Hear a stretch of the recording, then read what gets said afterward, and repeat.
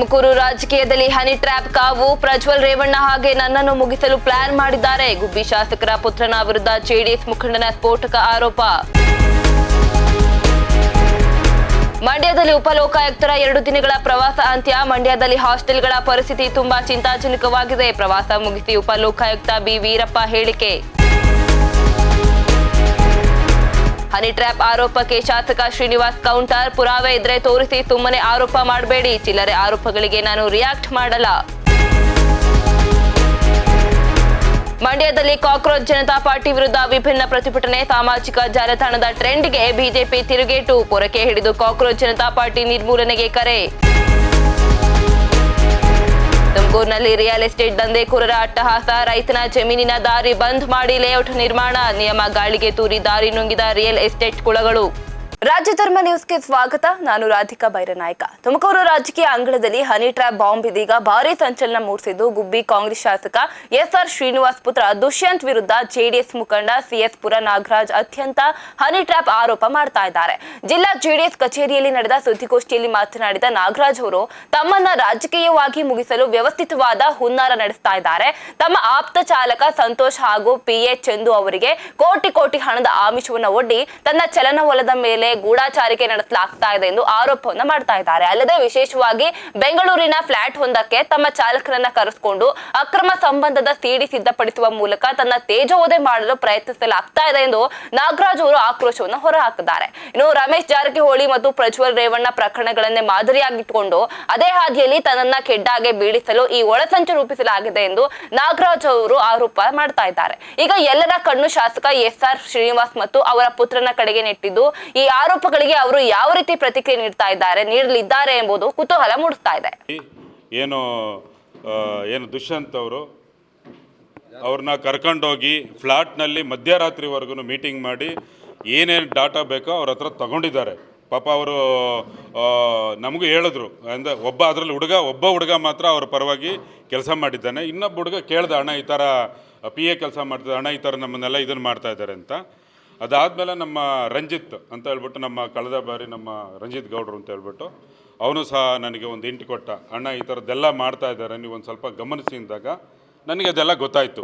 ಅವರು ದೊಡ್ಡ ಮಟ್ಟದಲ್ಲಿ ಆಮೇಶ್ ಔಟ್ ಏನೇನು ಕೆಲಸ ಮಾಡ್ತಾಯಿದ್ದಾರೆ ಎಲ್ಲಿ ಅಂತ ಎಲ್ಲ ಡೀಟೇಲ್ಸ್ನು ತೊಗೊಂಡು ಅದೇನೇ ಮಾಡಿ ನಾವು ಅದನ್ನ ಮುಂದಿನ ದಿನಗಳಲ್ಲಿ ಅವ್ರು ನಮ್ಮ ಗುಬ್ಬಿ ತಾಲೂಕಿಗೆ ತಿರುಗಿ ನೋಡ್ದಂಗೆ ನಾನು ಮಾಡ್ತೀನಿ, ಅಧಿಕಾರ ದುರುಪಯೋಗ ಪಡಿಸ್ಕೊಂಡು ಈ ಥರ ಎಲ್ಲ ಮಾಡ್ತಾಯಿದ್ದಾರೆ.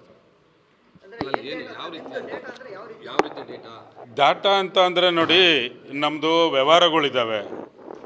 ನಾನು ಒಂದು ಚಿಕ್ಕ ಬಿಲ್ಡಿಂಗ್ ಕಟ್ಟಿದ್ರು ಅದನ್ನು ನಿಲ್ಲಿಸ್ತೀನಿ, ಮತ್ತು ಮನೆ ಕಟ್ತಾ ಇದ್ದೀನಿ ಗುಬ್ಬಿನಲ್ಲಿ, ಮುಂದಕ್ಕೆ ನನಗೆ ಇದೇ ತಾಲೂಕಿನಲ್ಲಿ ಇರಬೇಕು, ಜನದ ಜೊತೆ ಇರಬೇಕು ಅಂತ ಹೇಳ್ಬಿಟ್ಟು ಅದಕ್ಕೆ ಯಾವುದೇ ರೀತಿ ಪರ್ಮಿಷನ್ ಬರ್ದಂಗೆ ನಾನು ಮಾಡ್ತೀನಿ ಅಂತ.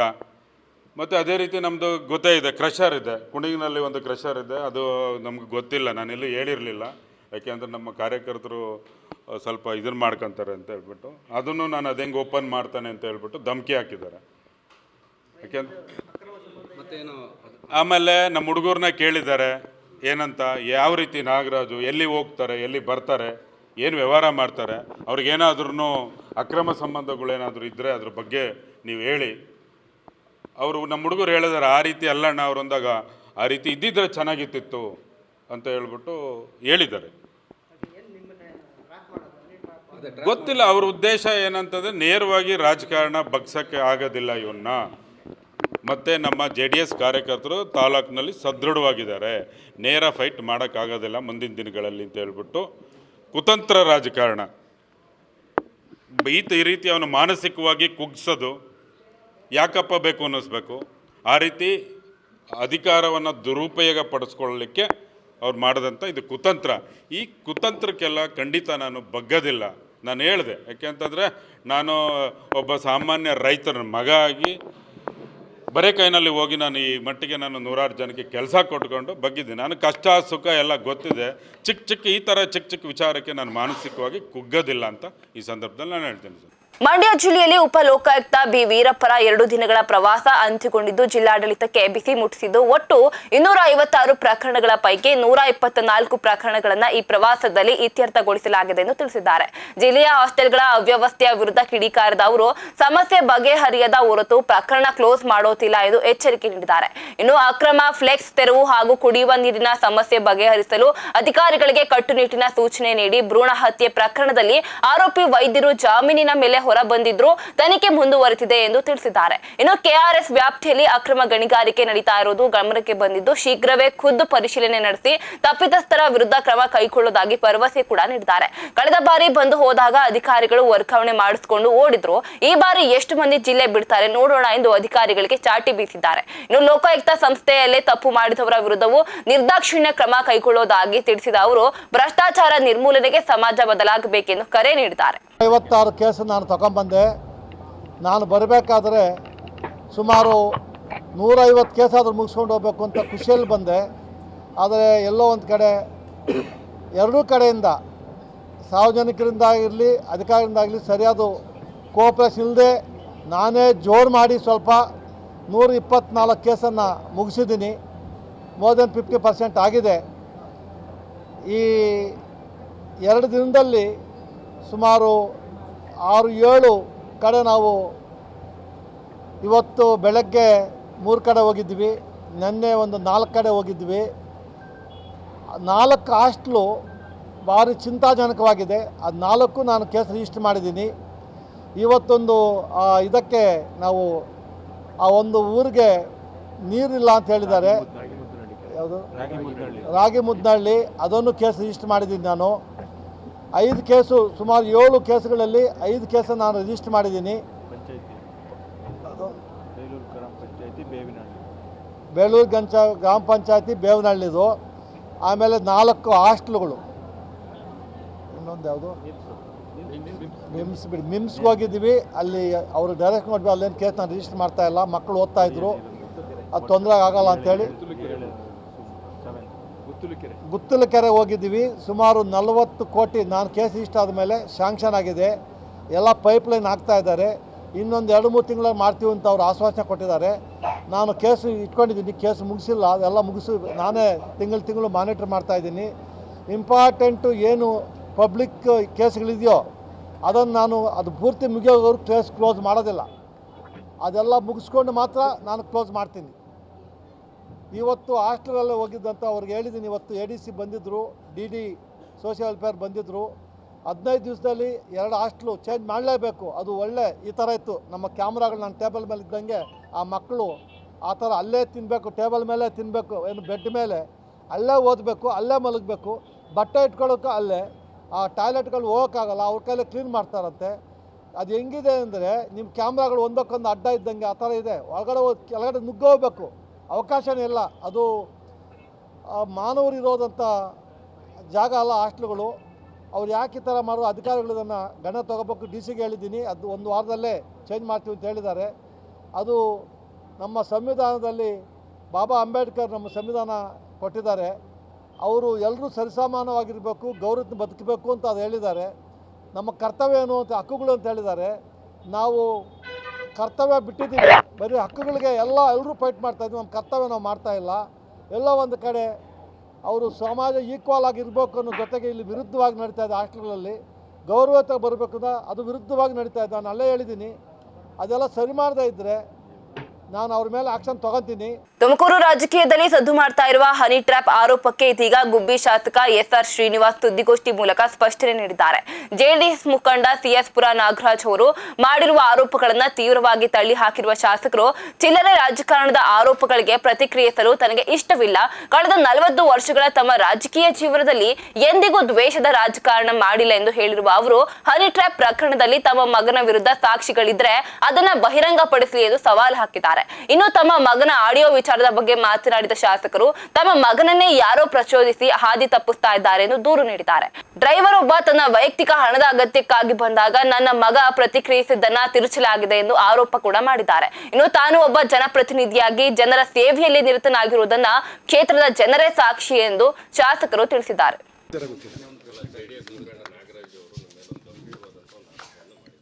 ಏನಂತ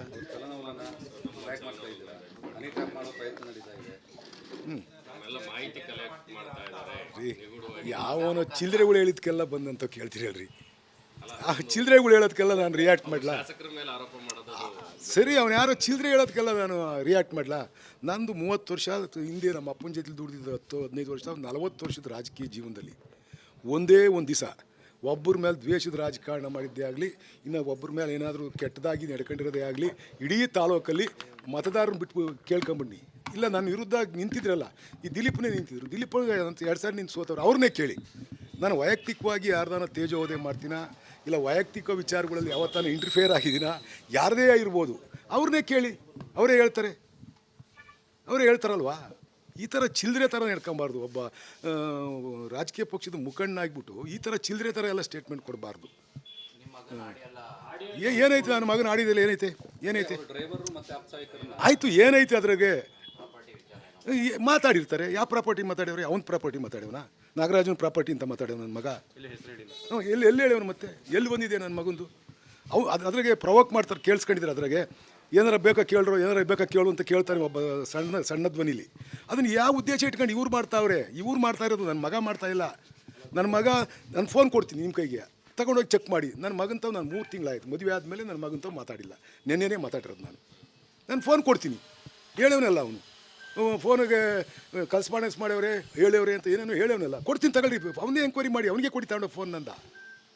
ನಾನು 3 ತಿಂಗಳಿಂದ ಈಚೆಗೆ ನನ್ನ ಮಗನ ತಾವು ಮಾತಾಡಿದರೆ, ನೆನ್ನೆ ಮಾತಾಡೋದು ಬಿಟ್ಟರೆ ಮಗನ ತಾವು ಮಾತಾಡಿದ್ರೆ ನಾನು ರಾಜೀನಾಮೆ ಕೊಡ್ತೀನಿ.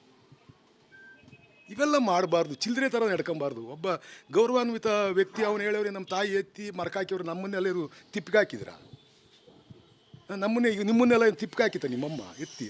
ಎಲ್ಲರೂ ಮರಕೆ ಹಾಕೋದು, ಎಲ್ಲರೂ ಗಂಡಸ್ರೆಯ, ಎಲ್ಲರೂ ತಾಕತ್ತಾಗೆ ಇರೋ ರಾಜಕೀಯ ಮಾಡೋದು. ನಾನು ನೇರವಾಗಿ ರಾಜಕೀಯ ಮಾಡೋನು. ನನ್ನ ವಿರುದ್ಧ ಯಾವನು ನಿಂತ್ಕೊಂತಾನೋ ಅದ್ರ ಬಗ್ಗೆ ತಲೆನೂ ಕೇಳಿಸ್ಕೊಳ್ಳಲ್ಲ. ನಾನು ಜನದ ಹತ್ರಕ್ಕೆ ಹೋಗಿ ಓಟ್ ಕೇಳೋದು ಬಿಟ್ಟರೆ ನಾನೊಂದು ಸಣ್ಣ ಸಭೆನೂ ಮಾಡಲ್ಲ. ಎದುರುಗಡೆ ನಿಂತಿರೋನಿಗೆ ಅವನ ಬಗ್ಗೆ ಒಳ್ಳೆಯದು ಮಾತಾಡಲ್ಲ, ಕೆಟ್ಟದು ಮಾತಾಡಲ್ಲ. ನನ್ನ ಕೆಲಸ ಏನೋ ಅಷ್ಟು ಮಾಡ್ಕೊಂಡು ಹೋಗ್ತೀನಿ. ಇವತ್ತು 5 ಕೋಟಿವರೆಗೂ ಪೂಜೆ ಮಾಡೋಕ್ಕೆ ಹೋಗ್ತಾ ಇದ್ದೀನಿ. ಅದನ್ನು ಬಿಟ್ಬಿಟ್ಟು ಈ ಥರ ಚಿಲ್ಲರೆ ರಾಜಕಾರಣ ಮಾಡಬಾರ್ದು, ಯಾರೇ ಆಗಲಿ ಮಾಡಬಾರ್ದು. ತಗೊಳ್ಳಿ, ಹೋಗಿ ನನ್ನ ಕಾನ್ಸ್ಟಿಟ್ಯೂನ್ಸಿಲಿ ಕೇಳಿ, ಬೇಡ ನನ್ನ ಕೇಳಬೇಡಿ, ದಿಲೀಪನೇ ಹೋಗಿ ಕೇಳಿ. ಸಾಮಾಜಿಕ ಜಾಲತಾಣದಲ್ಲಿ ಇತ್ತೀಚೆಗೆ ಕಾಕ್ರೋಚ್ ಜನತಾ ಪಾರ್ಟಿ ಎಂಬ ಹೆಸರಿನ ಪೋಸ್ಟರ್ಗಳು ಸಾಕಷ್ಟು ಸದ್ದು ಮಾಡ್ತಾ ಇವೆ. ಇದರ ಬೆನ್ನಲ್ಲೇ ಮಂಡ್ಯದಲ್ಲಿ ಬಿಜೆಪಿ ಕಾರ್ಯಕರ್ತರು ಈ ಪೋಸ್ಟ್ಗಳ ವಿರುದ್ಧ ಅತ್ಯಂತ ವಿಭಿನ್ನ ಹಾಗೂ ಗಮನ ಸೆಳೆಯುವ ರೀತಿಯಲ್ಲಿ ಪ್ರತಿಭಟನೆ ನಡೆಸಿದ್ದಾರೆ. ಮಂಡ್ಯದ ಬಿಜೆಪಿ ಕಚೇರಿಯಲ್ಲಿ ಜಮಾಯಿಸಿದ ಕಾರ್ಯಕರ್ತರು ಈ ಕಾಕ್ರೋಚ್ ಜನತಾ ಪಾರ್ಟಿಯನ್ನ ನಕಲಿ ಎಂದು ಘೋಷಣೆ ಮಾಡಿ ಪ್ರತಿಭಟನೆಯ ವೇಳೆ ಕಾರ್ಯಕರ್ತರು ನಿಜವಾದ ಜಿರಳೆಗಳನ್ನ ಹಿಡಿದು ಅವುಗಳ ಮೇಲೆ ಕಪ್ಪು ಬಣ್ಣದ ಹಿಟ್ ಸಿಂಪಡಿಸಿ ಪೊರಕೆ ಹಾಗೂ ಮೆಟ್ಟಿನಿಂದ ಹೊಡೆದು ಸಾಯಿಸುವ ಮೂಲಕ ತಮ್ಮ ಆಕ್ರೋಶವನ್ನು ಹೊರಹಾಕಿದ್ರು. ಈ ವೇಳೆ ಮಾತನಾಡಿದ ಪ್ರತಿಭಟನಾಕಾರರು, ಜಿರಳೆ ಒಂದು ಕೆಟ್ಟ ಜೀವಿ, ಅದನ್ನ ಹೇಗೆ ನಿರ್ಮೂಲನೆ ಮಾಡಬೇಕು, ಹಾಗೆಯೇ ಈ ನಕಲಿ ಪಕ್ಷವನ್ನ ನಿರ್ಮೂಲನೆ ಮಾಡಬೇಕು. ದೇಶದ ಜನರು ಈ ನಕಲಿ ಚಾಲಕ್ಕೆ ಕಿವಿಗೊಡಬೇಡಿ, ಎಚ್ಚರಿಕೆ ವಹಿಸಿ ಎಂದು ಮನವಿ ಮಾಡಿಕೊಂಡಿದ್ದಾರೆ. ಏನೋ ಕಳೆದ ಒಂದು ವಾರದಿಂದ ಸೋಷಿಯಲ್ ಮೀಡಿಯಾದಲ್ಲಿ ಈ ಕಾಕ್ರೋಚು, ಈ ಜಿರ್ಲೆ, ಈ ಆತೆ ಅನ್ನೋ ಒಂದು ಹುಳ, ಈ ಜಿರ್ಲೆ ಹುಳದ ಬಗ್ಗೆ ಸೋಷಿಯಲ್ ಮೀಡಿಯಾದಲ್ಲಿ ಅದೆಷ್ಟೋ ಮಿಲಿಯನ್ ಅಂತೆ, ನಮಗೂ ಸರಿಯಾಗಿ ಗೊತ್ತಿಲ್ಲ, ಹಂಗಂತ ನಾವು ನೋಡಿದ್ವಿ. ಈ ಮಿಲಿಯನ್ ಗಟ್ಟಲೆ ಶೇರ್ ಮಾಡ್ಕೊಳ್ಳೋಂಥ ನಮ್ಮ ಭಾರತ ದೇಶದ ನಾಗರಿಕರಿಗೆ ಯಾವನೋ ಒಬ್ಬ ಯಾವುದೋ ಒಂದು ದೇಶದ ಮೂಲೆಯಲ್ಲಿ ಒಂದು ಕಂಪ್ಯೂಟರ್ ಮುಂದೆ ಆನ್ ಮಾಡ್ಕೊಂಡು ಕುಂತ್ಕೊಬಿಟ್ಟು ಈ ದೇಶನ ವಿಭಾಗ ಮಾಡುವ ರೀತಿಯಲ್ಲಿ, ಈ ದೇಶನ ಹಾಳು ಮಾಡುವ ರೀತಿಯಲ್ಲಿ ಇದು ಮಾಡ್ತಾ ಇದ್ದಾರೆ. ಎಷ್ಟು ಸರಿ. ಅದಕ್ಕೋಸ್ಕರ ಇವತ್ತು ಈ ಕಾಕ್ರೋಚು ಜಿರ್ಲೆ, ಈ ಆತೆಯನ್ನು ನಾವೇ ಸ್ವತಃ ನಮ್ಮ ಮನೆಯಲ್ಲಿದ್ದ ಜಿರ್ಲೆ ಕ್ಲೀನ್ ಮಾಡಿರಲಿಲ್ಲ, ಮನೆ ಕ್ಲೀನ್ ಮಾಡಿ ಆ ಜಿರ್ಲೆ ಹಿಡ್ಕೊಬಂದು ಇವತ್ತು ಒಂದು ವಿಶೇಷವಾಗಿ ವಿಭಿನ್ನವಾಗಿ ನಾವು ಮಾಡಿ ತೋರಿಸಿದ್ವಿ. ಈ ಜಿರ್ಲೆಗೆ ಚಪ್ಪಲಿ ಹೊಡೆಯೋ ಮೂಲಕ, ನಾವು ಕಪ್ಪು ಇಟ್ಟು ಹೊಡೆಯೋ ಮೂಲಕ, ಬರ್ಲಲ್ಲಿ ಹೊಡೆಯೋ ಮೂಲಕ ಇದನ್ನು ಗುಡಿಸಿದ್ವಿ, ಸಿಂಪಡಿಸಿ ಇದನ್ನು ಸಾಯಿಸಿದ್ವಿ. ನಾನು ಕೇಳೋದು ಇಷ್ಟೇ, ನೋಡಿ ಸ್ವಾಮಿ, 1 kg ಅರ್ಧ kg ಗೋಧಿ ಹಿಟ್ಟಿಗೆ ಬಚ್ಚಲಲ್ಲಿ ಗುದ್ದಾಡ್ಕೊಂಡು ತಗೊಳ್ಳುವಂಥ ಒಂದು ದೇಶ, ತನ್ನ ಸ್ವಂತ ದೇಶದಲ್ಲಿ ತಾನು ಬದುಕೋಕ್ಕಾಗದ ಬೇರೆ ದೇಶಕ್ಕೆ ನುಸುಳುಕೋರವರೆಗೆ ಬಂದಿರುವಂಥ ಒಂದು ದೇಶ. ಈ ದೇಶದ ಜನರು ಶೇರ್ ಮಾಡಿ ಈ ಏನು ಕಾಕ್ರೋಚ್ ಅಂತ ಒಂದು ಇದಕ್ಕೆ ಶೇರ್ ಮಾಡಿ ನಾವು ಬೆಂಬಲ ಕೊಟ್ಟಿವಿ ಅಂತ ಹೇಳಿರುವಂಥ ಈ ಕಾಕ್ರೋಚ್ ಒಂದು ಪಕ್ಷಕ್ಕೆ ನಾನು ದಯಮಾಡಿ ನನ್ನ ಭಾರತ ದೇಶದ 145 ಕೋಟಿ ಜನರಲ್ಲಿ ನಾವು ಮನವಿ ಮಾಡ್ಕೊಳ್ತೀನಿ. ವಿದ್ಯಾರ್ಥಿಗಳಲ್ಲಿ, ಅಕ್ಕಂದಿರಲ್ಲಿ, ತಂಗಿರಂದಿರಲ್ಲಿ, ಅಣ್ಣಂದಿರಲ್ಲಿ, ತಮ್ಮಂದಿರಲ್ಲಿ, ಯುವತಿರಲ್ಲಿ ಕೈ ಜೋಡಿಸಿ ಪ್ರಾರ್ಥನೆ ಮಾಡ್ತೀನಿ. ಇದು ಯಾವುದೂ ಸಮರ್ಥಕವಲ್ಲ, ಸಾರ್ಥಕನೂ ಅಲ್ಲ. ನೋಡಿ, ಒಬ್ಬ ರೈತ, ನಾವು ಬೆಳೆ ಕಷ್ಟಪಟ್ಟು ಭೂಮಿ ತಾಯಲ್ಲಿ ಬೆಳೆ ಬೆಳೆದೇ ಅನ್ನ ಉಣ್ಣಬೇಕು. ಈ ಸಿಸ್ಟಮಲ್ಲಿ ಕಂಪ್ಯೂಟ್ರಲ್ಲಿ ಅಕ್ಕಿನ ತೆಗಿಯೋಕ್ಕಾಗಲ್ಲ, ಕಬ್ಬನ್ನ ತೆಗಿಯೋಕ್ಕಾಗಲ್ಲ, ರಾಗಿನ ನಾವು ಬೆಳ್ಕೊಳಕ್ಕಾಗಲ್ಲ. ಅದೇ ಥರ ಇದು ಬರೀ ಇದು ಕಂಪ್ಯೂಟ್ರ್ ಮಾತ್ರ ಇದು ಕಾಕ್ರೋಚು. ಇದು ಲೈಫಲ್ಲಿ ಮುಂದೆ ಬರೋಲ್ಲ. ನೀವು ಯಾರು ಇದಕ್ಕೆ ತಲೆ ಕೊಡಬೇಡಿ, ನಿಮ್ಮ ಮೈಂಡನ್ನು ನೀವು ಸರಿಯಾಗಿ ಇಟ್ಕೊಳ್ಳಿ, ಇದಕ್ಕೆ ಯಾರೂ ಬೆಂಬಲಿಸಬೇಡಿ ಅಂಥೇಳಿ ನಾವು ಇವತ್ತು ತೀವ್ರವಾಗಿ ಒಂದು ಪ್ರತಿಭಟನೆ ಮಾಡಿ ಅದನ್ನು ಒಂದು ಅಣುಕು ಪ್ರದರ್ಶನ ಮಾಡಿದ್ದೀವಿ. ಎಲ್ಲರಿಗೂ ಶುಭವಾಗಲಿ, ನಮ್ಮ ದೇಶದ ಜನಕ್ಕೆ ಯಾರು ಇದ್ರ ಬಗ್ಗೆ ತಲೆ ಕೆಡಿಸ್ಕೊಳ್ಬೇಡಿ ಅಂತೇಳಿ ನಾವು ಆಗ್ರಹ ಮಾಡ್ತಾ ಇದ್ವಿ, ಒಂದು ಮನವಿ ಮಾಡ್ಕೊಳ್ತಾ ಇದ್ವಿ. ತುಮಕೂರಿನಲ್ಲಿ ರಿಯಲ್ ಎಸ್ಟೇಟ್ ದಂಧೆಕೋರರ ಅಟ್ಟಹಾಸ ಮಿತಿಮೀರ್ತಾ ಇದ್ದು, ದೇವರಾಯ ಪಟ್ಟಣದಲ್ಲಿ ಕಾನೂನಿನ ನಿಯಮಗಳನ್ನ ಸಂಪೂರ್ಣವಾಗಿ ಗಾಳಿಗೆ ತೂರಿ ಅನ್ನದಾತನೊಬ್ಬನ ಜಮೀನಿಗೆ ಹೋಗುವ ದಾರಿಯನ್ನೇ ಬಂದ್ ಮಾಡಿರುವ ಗಂಭೀರ ಪ್ರಕರಣ ಬೆಳಕಿಗೆ ಬಂದಿದೆ. ಸರ್ವೆ ನಂಬರ್ 29/7 ಮತ್ತು 29/10ರಲ್ಲಿ ಹನುಮಂತರಾಯಪ್ಪ ಎಂಬ ರೈತರಿಗೆ ಸೇರಿದ ಕೃಷಿ ಜಮೀನಿದೆ. ಆದ್ರೆ ಈ ಜಮೀನಿನ ಸುತ್ತಲೂ ಲೇಔಟ್ ನಿರ್ಮಿಸಿರುವ ರಿಯಲ್ ಎಸ್ಟೇಟ್ ಕುಳುಗಳು ಕಡ್ಡಾಯವಾಗಿ ಬಿಡಬೇಕಿದ್ದ ಅಪ್ರೋಚ್ ರೋಡ್ಗೆ ಅಡ್ಡಲಾಗಿ ಸೈಡ್ ವಾಲ್ ನಿರ್ಮಿಸಿ ಸಂಪರ್ಕವನ್ನು ಕಡಿತಗೊಳಿಸಿದ್ದಾರೆ. ನಿಯಮದ ಪ್ರಕಾರ ಲೇಔಟ್ ಸುತ್ತಮುತ್ತಲಿನ ಜಮೀನುಗಳಿಗೆ ದಾರಿ ಬಿಡಬೇಕಾಗಿದ್ದು ಕಡ್ಡಾಯ. ಆದ್ರೆ ಇಲ್ಲಿ ರಿಯಲ್ ಎಸ್ಟೇಟ್ ದಂಧೆಕೋರರು ಈ ನಿಯಮಕ್ಕೆ ಎಳ್ಳು ನೀರು ಬಿಟ್ಟು ದಾರಿಯನ್ನೇ ನುಂಗಿ ನೀರು ಕುಡಿದಿದ್ದಾರೆ. ಈ ಅಕ್ರಮದ ವಿರುದ್ಧ ಕಳೆದ ಜನವರಿ 29ರಂದೇ ರೈತ ಹನುಮಂತರಾಯಪ್ಪ ತುಮಕೂರು ನಗರಾಭಿವೃದ್ಧಿ ಪ್ರಾಧಿಕಾರಕ್ಕೆ ಲಿಖಿತ ದೂರು ನೀಡಿದ್ದಾರೆ. ಆದ್ರೆ ಅಧಿಕಾರಿಗಳು ಮಾತ್ರ ಈ ದೂರಿಗೆ ಕ್ಯಾರೆ ಎನ್ನದೆ ಮೌನಕ್ಕೆ ಶರಣಾಗಿದ್ದಾರೆ. ನ್ಯಾಯ ಕೇಳಲು ಹೋದ ರೈತರಿಗೆ ಟೂಡಾ ಕಚೇರಿಯಲ್ಲಿ ಅವಮಾನವಾಗಿದೆ ಎಂಬ ಆರೋಪವೂ ಸಹ ಕೇಳಿ ಬರ್ತಾ ಇದೆ. ಇನ್ನು ಪ್ರಭಾವಿ ರಿಯಲ್ ಎಸ್ಟೇಟ್ ಮಾಲೀಕರಿಗೆ ಟೂಡಾ ಅಧಿಕಾರಿಗಳು ರೆಡ್ ಕಾರ್ಪೆಟ್ ಹಾಕಿದ್ದಾರೆ ಎಂಬ ಅನುಮಾನ ಕೂಡ ಇಲ್ಲಿ ವ್ಯಕ್ತ ಆಗ್ತಾ ಇದೆ. ಸರ್, ಇದು ಲೇಔಟ್ ಅವರು ನಮಗೆ ಹಿಂದೆ ಜಮೀನಿಗೆ ರೋಡ್ ಬಿಟ್ಟಿಲ್ಲ ಸರ್. ಜಮೀನು ರೋಡ್ ಬಿಟ್ಟಿಲ್ಲ ನಮ್ಗೆ ಹಿಂದೆಗಡೆ. ಎಷ್ಟಿದೆ ಜಮೀನು? 14 ಗುಂಟೆ ಜಮೀನು ಇದೆ ನಮ್ಮದು. ಏನು ಮಾಡಿದ್ದಾರೆ ಇಲ್ಲಿ? ಅಲ್ಲಿ ನೋಡಿ ಎಲ್ಲ ಇದು ಸೈಟ್ ಮಾಡಿದ್ದಾರೆ ಎಲ್ಲ ಒಂದು ಕಡೆ. ಅದು ನಾವು ಅವ್ರನ್ನ ಫಸ್ಟ್ ಸ್ಟಾರ್ಟಿಂಗ್ ಜಮೀನು ತಗೊಂಡಾಗ ಅವ್ರಿಗೆ ಕೇಳಿದ್ವಿ. ಅವ್ರಿಗೆ ಕೇಳಿದಕ್ಕೆ ಅವ್ರೇನು ಹೇಳಿದ್ರು, ಸೈಡ್ ಇದು ರೋಡ್ ಕೊಂಡ್ಕ ಅಂತಂದ್ರು. ಇಲ್ಲ ಸರ್, ನಮ್ಗೆ ಅಷ್ಟೊಂದೆಲ್ಲ ನಮಗೆ ಅಷ್ಟೊಂದು ಇದೆಲ್ಲ ಕೊಂಡ್ಕೊಳ್ಳೋಕೆ ಅಂದಿದ್ದಕ್ಕೆ ನಿಂದು ಜಮೀನು ಕೊಡು, ನಾವೇ ಸೈಟ್ ಮಾಡ್ಕೊತೀವಿ ಅಂತಂದ್ರು.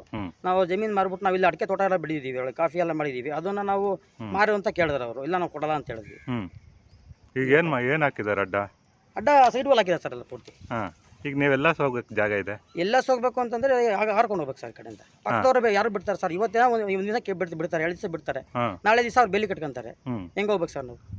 ಏನೇನು ಬೆಳೆದಿದ್ದೀರಾ ತೋಟದಲ್ಲಿ? ಸರ್, ಇದು ಕಾಫಿ ಇದೆ, ಅಡಿಕೆ ಇದೆ ಸರ್. ನೀವು ಈಗ ಈ ಥರ ರೋಡ್ ಬಿಟ್ಟಲ್ಲ ಅಂತೇಳಿ ಅಧಿಕಾರಿಗಳ ಗಮನಕ್ಕೆ? ಹೌದು ಸರ್, ನಾವು ಅಧಿಕಾರಿಗಳ ಗಮನಕ್ಕೆ ತಂದಿದ್ದೀವಿ. ನಾವು ಜನವರಿ ತಿಂಗಳು 26ನೇ ತಾರೀಕು 2026ನೇ ಇಸ್ವಿಯಲ್ಲಿ ನಾವು ಒಂದು ಟೂಟಾಕ್ಕೆ ಅರ್ಜಿ ಕೊಟ್ಟಿದ್ದೀವಿ. ನಮಗೆ ರೋಡ್ ಬಿಟ್ಟಿಲ್ಲ, ನಮಗೆ ಬಿಡಿಸ್ಕೊಡಿ ಅಂತೇಳಿ ನಾವು ಒಂದು ಅರ್ಜಿ ಕೊಟ್ಟಿದ್ದೀವಿ. ಅಲ್ಲಿ ಯಾವುದೇ ರೀತಿ ಒಂದು ಕ್ರಮ ತಗೊಂಡಿಲ್ಲ ಇದುವರೆಗೂ. ಒಂದು ಕೇಳಿದಾಗೆಲ್ಲ ನಾವು ಹೇಳ್ತಿದ್ದಾರೆ, ಟೌನ್ ಪ್ಲಾನಿಂಗ್ ಇಂಜಿನಿಯರ್ ಸುಜೇಶ್ ಅನ್ನೋ ವ್ಯಕ್ತಿ ಇದ್ದಾರೆ. ಅವ್ರು ಏನು ಹೇಳಿದ್ರು ಅಂತಂದ್ರೆ, ನೀವು ಅದನ್ನ ಜಾಗಕ್ಕೆ ರೋಡ್ ಕೊಂಡ್ಕೊಳ್ಳಪ್ಪ ನೀವು ಅಂತ ಅವ್ರು ಹೇಳ್ತಿದ್ದಾರೆ. ಟೂಟಾದವ್ರು ಈ ಥರ ಹೇಳ್ಬಿಟ್ರೆ ನಾವೇನು ಮಾಡಬೇಕು? ಈಗ ಅಪ್ರೋಚ್ ಪಕ್ಕದವ್ರಿಗೆ ರೋಡ್ ಕೊಡ್ಸಲ್ಲೇ ಹೋದ್ರೆ ಟೂಟಾದವ್ರು ಏನು ಮಾಡ್ಬೇಕು ಸರ್? ಅದು ಇಲ್ಲ. ಮತ್ತೆ ಇನ್ನೊಂದು ಹೇಳ್ತಾ ಇದ್ದಾರೆ, ಜಮೀನು ಅವ್ರಿಗೆ ಕೊಟ್ಬಿಡಪ್ಪ, ಸೈಟ್ ಮಾಡಿಸ್ಕೊಂತಾರೆ ಅಧಿಕಾರಿಗಳು ಹೇಳ್ತಾರೆ. ಅಧಿಕಾರಿ ಹೇಳ್ತಿದ್ದಾರೆ ಅಂತ. ಅಂದ್ರೆ ಯಾವ ರೀತಿ ಆಗಿರ್ಬೋದು ನೋಡಿ, ಯೋಚನೆ ಮಾಡಿ ಸರ್ ನೀವೆಲ್ಲ. ಈಗೇನು ಉದ್ದೇಶ ಏನು ಅವ್ರದ್ದು? ಈಗ ನೀವು ಜಾಗ ಕೊಡದಿದ್ದಕ್ಕೆ ಆ ಥರ ಮಾಡಿದಾರೆ? ಏನಂತ ಜಾಗ ಕೊಡದಿದ್ದಕ್ಕೆ ಆ ಥರ ಮಾಡಿರ್ಬೋದು ಅಂತ ನಮ್ಮ ಅನಿಸಿಕೆ. ಈಗ ನೀವು ಜಾಗ ಬೇಕು ಅಂದ್ರೆ ಸೈಟ್ ತಗೊಂಡ್ರೆ ಎಷ್ಟಾಗುತ್ತೆ ನಿಮ್ಗೆ ಕಾಸ್ಟ್? ಸರ್, ಒಂದು 65-70 ಲಕ್ಷ ಹೇಳ್ತೀವಿ ಸರ್ ಅವರು. ಅದು ಆಗಲ್ಲ ನಿಮ್ಗೆ? ಆಗಲ್ಲ ಸರ್, ನಾವೆಲ್ಲ ರೈತರುಗಳು ಎಲ್ಲಿ ಸರ್ ಅಷ್ಟೊಂದು ಇದು ಮಾಡೋಕ್ಕಾಗುತ್ತೆ? ನಾವು ಜೀವನ ಮಾಡೋದೇ ಕಷ್ಟ. ಅಯ್ಯ, ನಾವು ರೈತರು ಇವತ್ತು ಬೆಳೆದ ಬೆಲೆ ನಾಳೆ ಇರಲ್ಲ ಸರ್ ರೇಟು. ವರ್ಷದಲ್ಲಿ ನಾವು ಅಷ್ಟು ಜೀವನ ಮಾಡಬೇಕು. ವರ್ಷಕ್ಕೊಂದ್ಸರಿ ಬೆಳೆ ಬರುತ್ತೆ, ನಾವು ಅದ್ರ ಜೀವನ ಮಾಡಬೇಕು. ಅದರಲ್ಲಿ ಅಂಥದ್ರಲ್ಲಿ ಇವರು ಅದಕ್ಕೆ ಜಾಗನೇ ಕೊಂಡ್ಕಂತ ಹೇಳ್ತಿದ್ದಾರೆ. ನಾವು ಹೆಂಗೆ ಮಾಡೋಣ ಸರ್? ಈಗ ಸುತ್ತಮುತ್ತ ಎಲ್ಲೂ ಹೋಗೋಕ್ಕೂ ಆಗ್ತಾ ಇಲ್ಲ ನೀವು? ಆಗಲ್ಲ ಸರ್, ಅಕ್ಕಪಕ್ಕದವ್ರು ಎಷ್ಟು ದಿನ ಬಿಡ್ತಾರೆ ಅವರು? ಮುಂದೇನಂತ ಈಗ ನಿಮ್ಮದು? ಮುಂದೆ ಏನಂತ ನಾವು ಚೂರಕ್ಕೆ ಒಂದು ಅರ್ಜಿ ಕೊಟ್ಟಿದ್ವಿ. ಅವ್ರದ್ದು ಏನು ಸ್ಪಂದಿಸಬೇಕು, ಏನು ಸ್ಪಂದಿಸ್ತಾರಲ್ಲ ನಮ್ಗೆ ಕೊಟ್ಟೋದ ಅಧಿಕಾರಿಗಳು. ಅದೇನು ಅಂತ ಗೊತ್ತಿಲ್ಲ. 4 ತಿಂಗಳಾಯ್ತು ಸರ್ ಅರ್ಜಿ ಹಾಕಿ. 29ನೇ ತಾರೀಕು ಬಂದರೆ 4 ತಿಂಗಳಾಯ್ತು ಸರ್ ಅರ್ಜಿ ಹಾಕಿ. ಒಟ್ಟು ಈಗ ಅಧಿಕಾರಿಗಳು ಟೂಡಾ ನಾರ್ಮ್ಸ್ಗೆ ಉಲ್ಲಂಘನೆ ಆಗಿದೆಯಾ? ಹೌದು ಸರ್, ಉಲ್ಲಂಘನೆ ಮಾಡಿದ್ದಾನೆ. ಯಾವ ರೀತಿ? ಈಗ ಅಕ್ಕಪಕ್ಕದವ್ರಿಗೆ ರಸ್ತೆ ಕೇಳಿದ ಮೇಲೆ ರಸ್ತೆ ಬಿಡಿಸಬೇಕಾಗಿರೋ ಜವಾಬ್ದಾರಿ ಅವ್ರದ್ದು. ಈಗ ಅವ್ರು ಬಿಡ್ತಾ ಇಲ್ಲ. ಕಚ್ಚಾ ಪ್ಲಾನ್ ಅಲ್ಲೇ ಇದೆಲ್ಲ ಬಿಡಬೇಕಿತ್ತು ಅಂತ ನೀವು ಹೇಳಿ? ಇದು ಮಾಮೂಲಿ, ಇದು ತಾತ್ಕಾಲಿಕ ಅನುಮೋದನೆ ತಗೊಂಡಾಗಿದ್ರೆ ಅವ್ರು ಮಾಡಿಸಿ ಬಿಡಬೇಕಾಯ್ತು, ನಮಗೆ ಬಿಟ್ಟಿಲ್ಲ ಸರ್.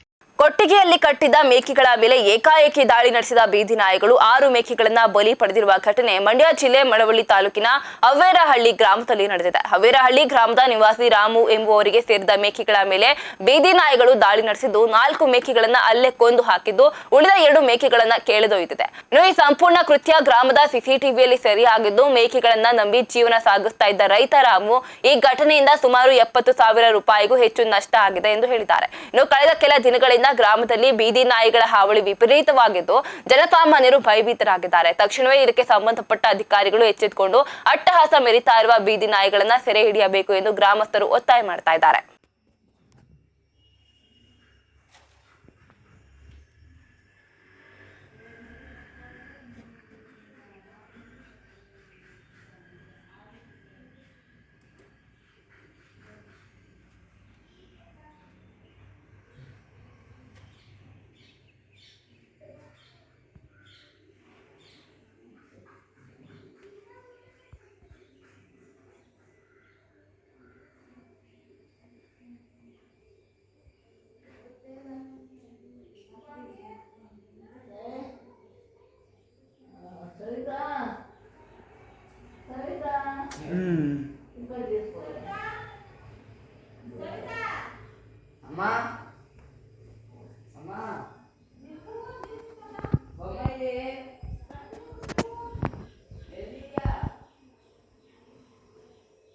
ಮಕ್ಕಳ ಆಟಿಕೆ ಸೈಕಲ್ನೊಳಗೆ ನಾಗರಹಾವೊಂದು ಪ್ರತ್ಯಕ್ಷವಾಗಿರುವ ಘಟನೆ ಚಾಮರಾಜನಗರ ಕುಲುಮೆ ರಸ್ತೆಯ ಮನೆಯೊಂದರಲ್ಲಿ ನಡೆದಿದೆ. ಸೈಕಲ್ ಬಳಸಲು ಹೋದಾಗ ಹಾವು ಇರೋದನ್ನ ಗಮನಿಸಿದ ಮನೆಯವರು ತಕ್ಷಣವೇ ಗಾಬರಿಗೊಂಡು ಉರಗ ತಜ್ಞ ಸ್ನೇಕ್ ಅಶೋಕ್ ಅವರಿಗೆ ಮಾಹಿತಿ ನೀಡಿದ್ದಾರೆ. ಇನ್ನು ವಿಷಯ ತಿಳಿತಾ ಇದ್ದಂತೆ ಸ್ಥಳಕ್ಕೆ ಧಾವಿಸಿದ ಸ್ನೇಕ್ ಅಶೋಕ್ ಬಹಳ ಜಾಗರೂಕತೆಯಿಂದ ಕಾರ್ಯಾಚರಣೆ ನಡೆಸಿ ನಾಗರಹಾವನ್ನ ಸುರಕ್ಷಿತವಾಗಿ ಸೆರೆ ಹಿಡಿದಿದ್ದಾರೆ. ಇನ್ನು ಮನೆಯ ಆವರಣದಲ್ಲಿ ಹಾವು ಅಡಗಿದ್ದನ್ನ ಕಂಡು ಮನೆಯ ಸದಸ್ಯರು ಕೆಲಕಾಲ ಆತಂಕಕ್ಕೆ ಈಡಾಗಿದ್ದು ತಜ್ಞರ ಸಮಯ ಪ್ರಜ್ಞೆಯಿಂದ ಯಾವುದೇ ಅನಾಹುತ ಸಂಭವಿಸಿಲ್ಲ. ಇನ್ನು ಕಾರ್ಯಾಚರಣೆ ಬಳಿಕ ರಕ್ಷಿಸಲಾದ ನಾಗರಹಾವನ್ನ ನಗರದ ಹೊರವಲಯದ ಸುರಕ್ಷಿತ ಅರಣ್ಯ ಪ್ರದೇಶದಲ್ಲಿ ಬಿಡಲಾಗಿದ್ದು ಸಾರ್ವಜನಿಕರು ಇಂತಹ ಸಂದರ್ಭದಲ್ಲಿ ಭಯಪಡದೆ ತಕ್ಷಣ ತಜ್ಞರಿಗೆ ಮಾಹಿತಿ ನೀಡಬೇಕೆಂದು ಅಶೋಕ್ ಅವರು ಸಲಹೆ ನೀಡಿದ್ದಾರೆ. ಮಕ್ಕಳು ಸೈಕಲ್ ಸೇರ್ಕೊಂಡಿರೋ ನಾಗರಾವು ಸಂರಕ್ಷಣೆ.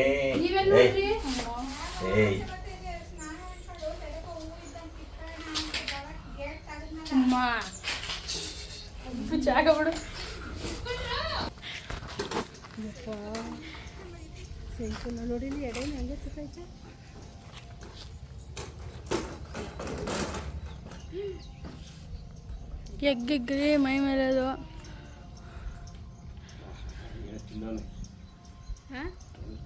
ತಿಂದಿರದಾ.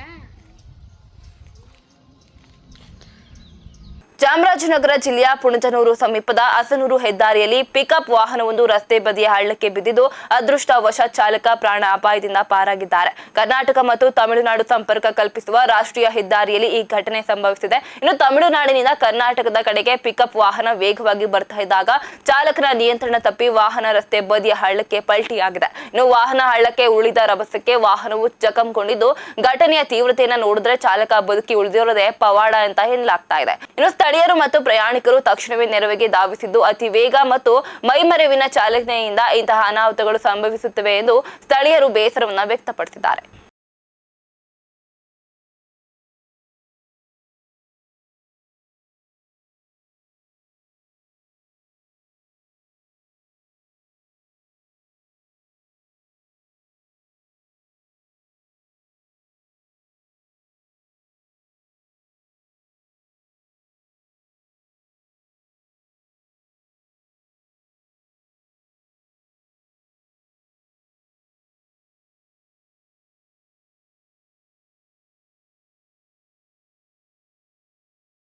ಇದಿಷ್ಟು ಈವರೆಗಿನ ಪ್ರಮುಖ ಸುದ್ದಿಗಳು. ಹೆಚ್ಚಿನ ಸುದ್ದಿಗಾಗಿ ನೋಡ್ತಾ ಇರಿ ರಾಜ್ಯ ಧರ್ಮ ನ್ಯೂಸ್. ಇದು ಕನ್ನಡಿಗರ ಬೆನ್ನೆಲುಬು.